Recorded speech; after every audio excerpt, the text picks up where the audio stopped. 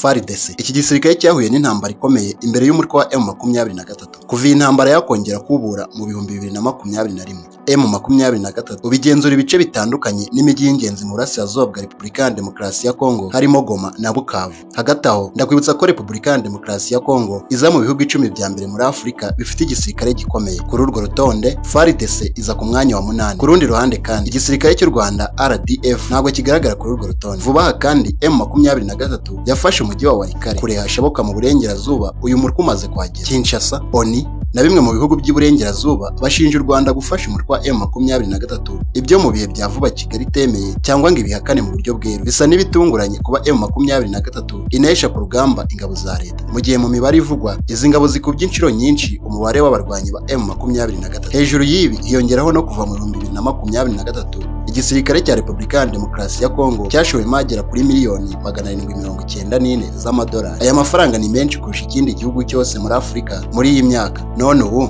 kuki izo ngabo zatsinzwe bikomeye mu burasirazuba bw'igihugu? Ruswa n'imiyoborere mibi nibyo biza ku isonga mu gutuma iki gisirikare kidakomera. Ubundi ni bande bafashe igisirikare cya leta ya Kongo kugeza aho kikihagazeho mu ntambara kirwanyemo na M23?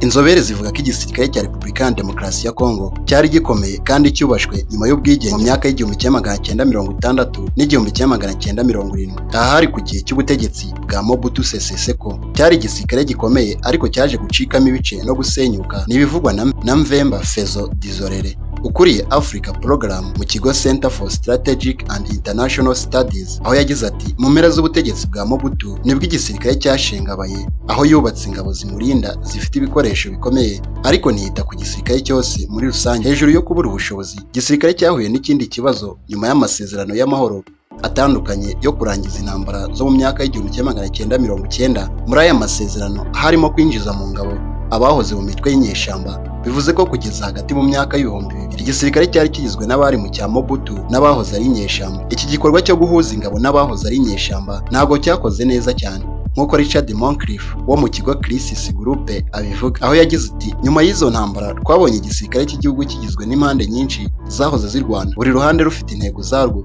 ntibumva amategeko y'ubuyobozi bukuru bw'ingabo. Ubuyobozi bubi na ruswa ni kimwe mu mpamvu zituma iki gisirikare gikomeza gucika intege. Kunanirwa guhuza neza imitwe itandukanye y'inyeshyamba mu ngabo byatumye haba ibibazo byo kuzitegeka ndetse no kubura ubuyobozi bukwiriye bw'ingabo. Muvemba Fezo Dizorere aho yagize ati abanyekongo bashobora kurwana ariko hari ruswa no kuyobora kujejeta, amafaranga arasohoka ariko ntihagire ukurikirana uko yakoreshejwe. Kwibi bigenewe abasirikare na ruswa bituma kugeza n'ubu bigoye kumenya neza umubare w'abasirikare bose ba Kongo, kuko akenshi uwo mubare ukabirizwa ku mpamvu z'inyungu no kuyobya amafaranga azigenewe. Yongeraho ko ubuyobozi bubi mu ngabo butanga ishusho y'ubutegetsi bwa guverinoma nabwo buri mu kibazo nk'icyo. Ubundi ninde ufashe igisirikare cya Repubulika ya Demokarasi ya Kongo? Mu kumenya intege nke z'igisirikare cyayo, leta ya Kinshasa yasabye ibihugu bitandukanye birimo ibituranyi kuza kugifasha kurwanya inyeshyamba mu burasirazuba. Ingabo z'umuryango wa Afurika y'Iburasirazuba EAC zoherejweyo, leta ikavuga ko zije kurwanya M23, ariko kubera ko kurwana zitari mu nshingano zazo byatumye nyuma y'umwaka umwe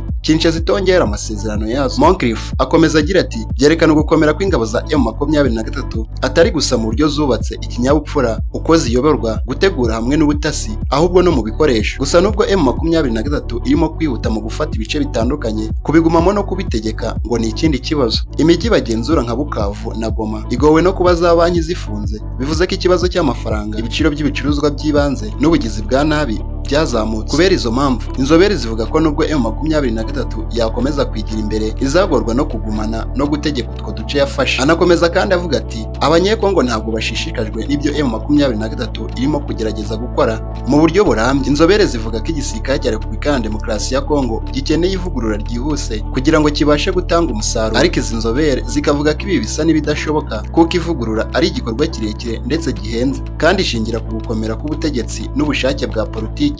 Akomeza agira ati abanyapolitike batinya cyane gushyiraho uburyo bwo gukorera mu mucyo ku bayobozi b'ingabo kubera ko bamwe baba bafite ubwoba bw'uko bishoboka ko igisirikare cyabahirika ku butegetsi. Murakoze kuba mudukurikiye. Ikiganiro cyacu reka tugisoreza. Wowe icyo usabwa ni ugukanda subscribe